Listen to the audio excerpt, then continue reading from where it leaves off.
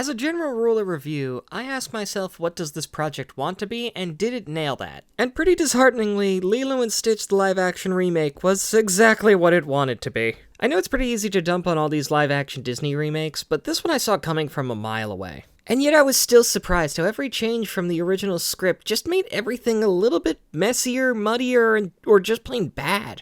I was surprised by my own frustration because I'm the forgiving reviewer amongst my friends. I thought Velma was okay. I would give it a 4 or 5 out of 10. I even found myself on the opposite side of the argument about Tutu, David's grandmother, adopting Lilo at the end of the movie so that Nani can go to college. Emotionally, I wasn't bothered by this too much because even the original movie added members to the film to expand on the family, being Jumba, Pleakley, and Cobra. But then that muddiness kicks in. Nani's all the way in California, so she can't ever see Lilo again without getting on a plane for a few hours, right?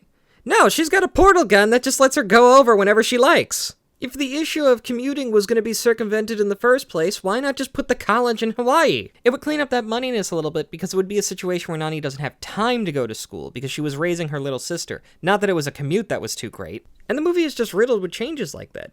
Pleakley's no longer an endangered wildlife expert, he's now an expert on Earth and humanity as a whole, but he doesn't seem to know how to interact with them and doesn't seem all that interested either.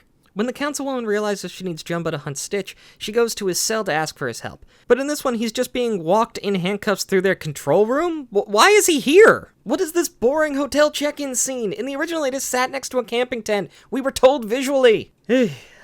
I could go on with the scenes. There were more than enough of them to make this movie just bland to me who's known the original. So I guess the biggest criticism I can give it is that I wasn't even willing to watch it until I was trapped on a plane for 12 hours. I only watched this on the return trip after going through Red 1 and then the fight scenes in Marvel movies. And then after this, I watched Elio, which was fantastic and hit a lot closer to the themes of the original Lilo & Stitch than this movie did.